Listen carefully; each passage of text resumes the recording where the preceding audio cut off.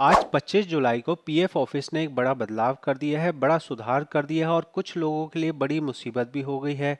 अब अगर आपने अपना ई नॉमिनेशन नहीं भरा तो आप अपना पीएफ नहीं निकाल पाएंगे और इस ई नॉमिनेशन की वजह से लाखों पीएफ मेंबर्स को जो हर महीने अपना पीएफ निकालने की कोशिश करते हैं, पहले उनको ई नॉमिनेशन भरना पड़ेगा और उसके बाद में ही वो अपना फॉर्म भर पाएंगे। नमस्कार, मेरा नाम सागर है, मैं एक पीएफ कंसल्टेंट हूँ। आपको इस वीडियो का बहुत ज़्यादा इम्पोर्टेंस है। ये वीडियो आपको खुद भी देखनी है और अपने ग्रुप में, अपने जहाँ जहाँ आप काम करते हो उस ग्रुप में भी ज़रूर डालनी है। ध्यान से मेरी बात समझिए। आपके सबके बैंक खाते हैं। बैंक खाते के खोलते टाइम में ही आपको नॉमिनेशन का फॉर्म भरवा लिया जाता है। नॉमिनेशन का मतलब ये होता है कि अगर कोई व्यक्ति जिसका खाता खुल रहा है, अगर वो एक्सपायर हो जाए तो उसके पैसे किसको दिए जाएंगे। इसी तरह से पीएफ के अंदर भी यहाँ पे आपका पैसा जमा हो रहा है।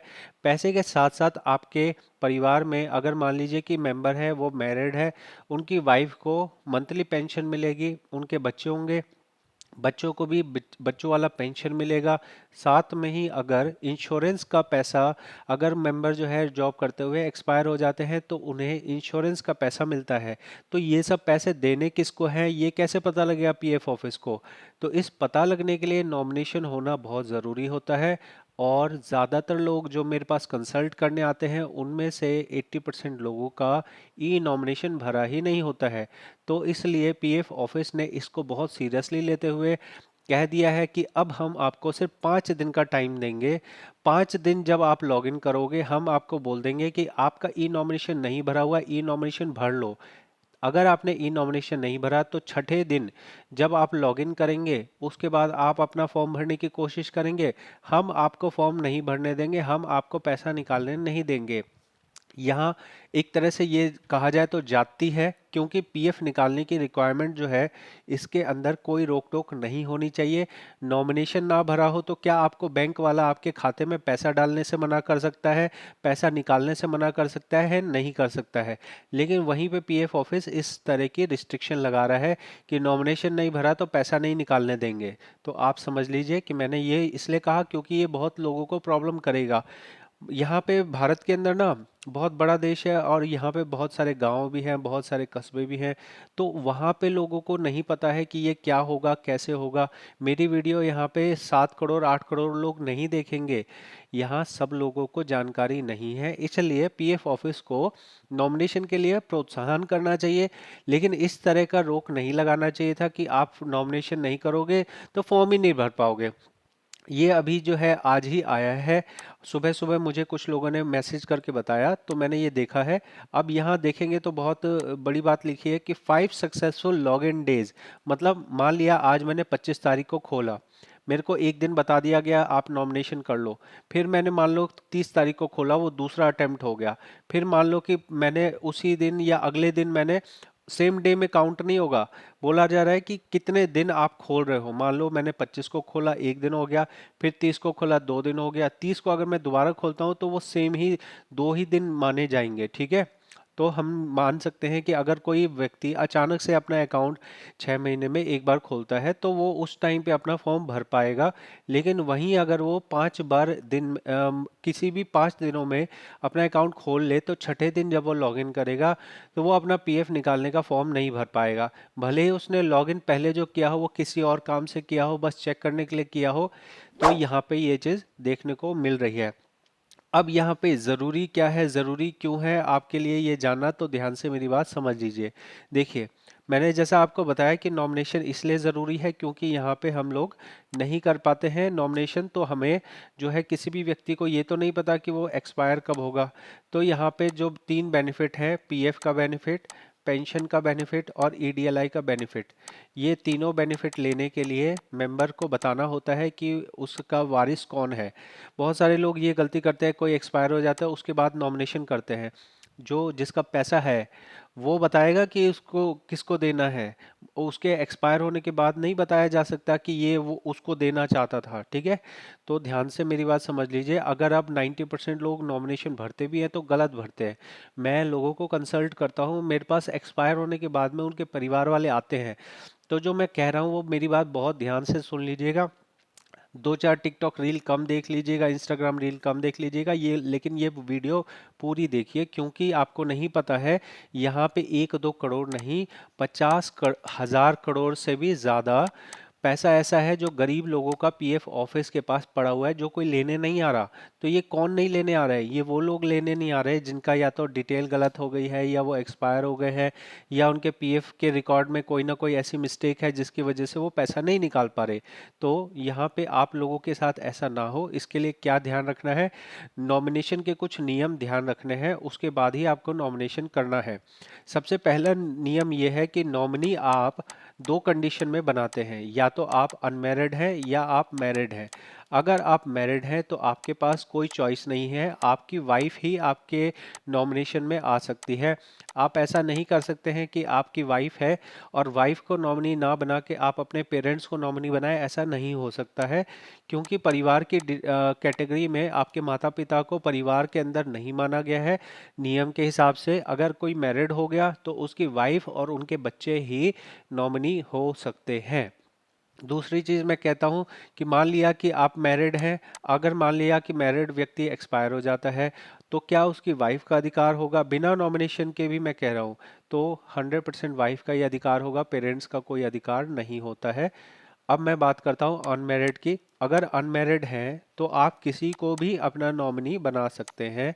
ज़रूरी नहीं है कि आप अपने पेरेंट्स को बनाएं, आप पड़ोसी को बना सकते हैं, आप दोस्त को बना सकते हैं, आप गर्लफ्रेंड को बना सकते हैं, किसी को भी आप नॉमिनी बना सकते हैं। तो अगर आप अनमैरिड हैं तो आपके पास चॉइस है कि आप किसी को भी बनाइए। अगर आप मैरिड हैं तो वाइफ को बनाना मैंडेटरी है। ध्यान रखिए कि जब आप नॉमिनी भर रहे हैं तो ज़्यादातर लोग सिर्फ वाइफ की डिटेल डालते हैं, आपको वाइफ की भी डिटेल डालनी है। अगर आपके बच्चे हैं तो बच्चों की भी डिटेल डालनी है। अगर आपके मान लिया दो से ज़्यादा बच्चे हैं, ईपीएफओ क्या करता है, वो कहता है कि हम दो बच्चे होंगे उनको पेंशन देंगे। अभी पेंशन के नाम पे पीएफ के अंदर जो है वो भीख दी जाती है। बच्चों के नाम पे 250 रुपये आपको 300 रुपये महीने के मिलेंगे, तो 250-300 में तो टॉफी भी नहीं आएगी बच्चे की। लेकिन यहाँ यही सच्चाई है कि आपको दो बच्चे हैं तो आपको 250 रुपये पर बच्चे के हिसाब से ये मिलेगा। ये ज़रूरी नहीं है कि 250 ही मिले, ये एक मेरा जो मैंने देखा है उस अनुभव से कह रहा हूँ। लेकिन मान लिया कि किसी के 4 बच्चे हैं, तो क्या 4 बच्चों की डिटेल डालनी है या दो ही बच्चों की डिटेल डालनी है? डिटेल आपको चारों बच्चों की डालनी है। तो आपके जितने चारों बच्चे हैं, पांचों बच्चे हैं, या आपके 12 बच्चे हैं, तो आप 12 बच्चे की डिटेल डालिए। 12 बच्चे का आपको नाम डालना होगा, आधार नंबर डालना होगा, फोटो डालना होगा। और मान लिया कि कोई मेंबर एक्सपायर हो जाता है जिसके 12 बच्चे हैं, तो पहले जो सबसे जो है बड़े बच्चे होंगे, जिनकी मान लो किसी की उम्र 23 साल होगी, तो 23 साल वाली उम्र वाले को पहले मिलेगा। जब ये 25 का कंप्लीट हो जाएगा तो अगले दो बच्चे लाइन में लग जाएंगे। ये ऑटोमेटिक होता है, मैंने देखा है। मेरे जानकारी में एक व्यक्ति थे जो एक्सपायर हो गए, तो एक्सपायर हो गए तो पहले उनके जो है 4 बच्चे थे, तो 4 में से पहले 2 को मिला। उसके बाद वो जब 25 के पार हो गए तो ऑटोमेटिक जो है अगले दो की पेंशन चालू हो गई। जब वो 25 के पूरे होंगे तो बच्चों की पेंशन खत्म हो जाएगी और वाइफ की पेंशन चलती रहेगी। इसलिए बहुत ज़रूरी है, ध्यान रखिए कि आपको नॉमिनेशन ज़रूर भरना है। नॉमिनेशन कैसे भरता है इसकी वीडियो आपको आज ही मैं अपने चैनल पे दे दूंगा। प्रॉपर तरीके से नॉमिनेशन भरिए। आपको जाना है, कुछ चीज़ें जो आपको डॉक्यूमेंट आपको इकट्ठी करनी है वो समझ लीजिए। डॉक्यूमेंट में पहले तो आपको अपना अपना प्रोफाइल कंप्लीट करना है। ये प्रोफाइल कंप्लीट किस तरह होता है? इसमें आपकी फ़ोटो होना ज़रूरी है, आपका यहाँ पे एड्रेस होना ज़रूरी है। अब आपको एड्रेस जो है, दो एड्रेस होते हैं। एक होता है परमानेंट एड्रेस, जो अगर आप मान लीजिए किसी और शहर में रह रहे हैं और आपके पेरेंट्स कहीं और जगह रह रहे हैं, या आपका आधार कहीं और का बना है, आप यूपी से हैं, आप दिल्ली आ गए या बेंगलोर चले गए, तो आपको परमानेंट एड्रेस में यूपी का एड्रेस डालना है, और जहाँ आप टेम्परेरी रह रहे हैं वहाँ का आपको करंट एड्रेस डालना है। या आप ऐसा कर सकते हैं, यहाँ से कोई आपको चिट्ठी नहीं आनी है या किसी तरह का कम्युनिकेशन नहीं आना है, तो आप चाहें तो सिर्फ एक ही एड्रेस डालिए, जो परमानेंट एड्रेस है वही आप डाल दीजिए। यहाँ ये परमानेंट एड्रेस डालना ही सही सूटेबल रहता है, ठीक है। प्रोफाइल में आपको फ़ोटो आपने लगा दी, उसके बाद आपका एड्रेस हो गया। उसके बाद अगर मैरिटल स्टेटस आपका अपडेट नहीं है तो मैरिटल स्टेटस आप अपडेट कर लीजिए। ये हो गई आपकी डिटेल। अगली डिटेल क्या है? जिसको नॉमिनी बनाना है उन सब की फ़ोटो चाहिए, उनके आधार नंबर की जो डिटेल होती है वो चाहिए। सभी की डिटेल आप वन बाय वन ऐड करेंगे। उसके बाद मान लिया कि यहाँ पे मैरिड के केस में बता रहा हूँ, आपको जो है दो ऑप्शन मिलेंगे पीएफ और पेंशन के। इसमें जब मैरिड हैं तो आपका जो है दोनों डिटेल में अपने आप वाइफ की डिटेल आ जाएगी। मतलब दो सेगमेंट होते हैं, एक होता है पीएफ का, एक होता है पेंशन का। मतलब पीएफ किसको मिलेगी और पेंशन किसको मिलेगा। तो पीएफ के साथ ही ईडीएलआई भी होता है, जिसको पीएफ मिलेगा उसी को ईडीएलआई मिलेगा। ठीक है, तो ये दो अलग अलग इसके जो है हिस्से होते हैं। नॉमिनेशन जब किया जाता है तो दो अलग अलग चीज़ों के लिए किया जाता है। पीएफ के लिए जब किया तो ईडीएलआई भी कवर हो गया।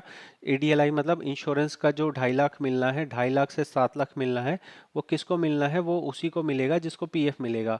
और दूसरा होता है पेंशन, तो पेंशन भी आपको जो है मिलेगी।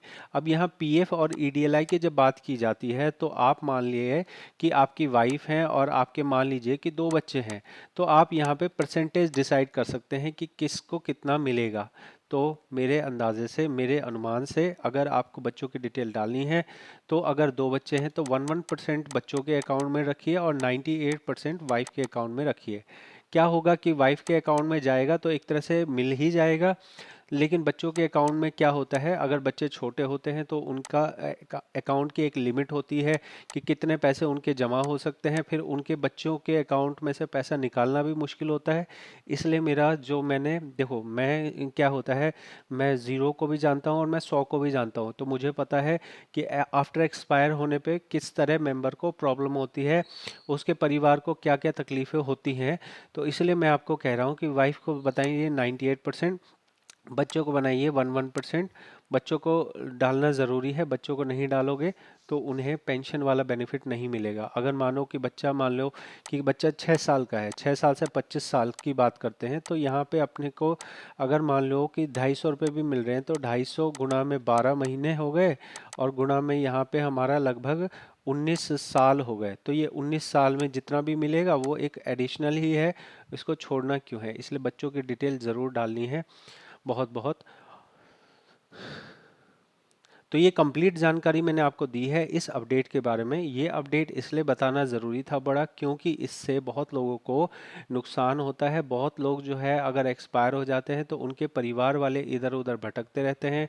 कल ही मैंने एक आदमी को कंसल्ट किया है जिसने 7 साल पहले जिस एक्सपायर हुए थे और अभी तक भी उन्हें पीएफ नहीं मिला है। अभी तक भी वो जो है बोले रहे कि भाई हमें कंपनी हेल्प नहीं कर रही, कंपनी बोल रही है हो जाएगा हो जाएगा। वहीं अगर आपने ई नॉमिनेशन भरा होता तो मेंबर जो है आफ्टर एक्सपायर मेंबर के फैमिली वाले ऑनलाइन रिक्वेस्ट लगाते और ऑनलाइन रिक्वेस्ट से पीएफ भी निकल जाता, पेंशन भी, सब कुछ निकल जाता, जो कि बहुत सारे लोगों का नहीं निकलता है। और बहुत सारे लोगों के परिवार वाले इसको निकालने के लिए एजेंट सबको 50,000 1 लाख रुपए तक भी देते हैं। आशा करूंगा ये वीडियो आप ज़रूर लोगों तक पहुंचाएंगे। बहुत बहुत धन्यवाद।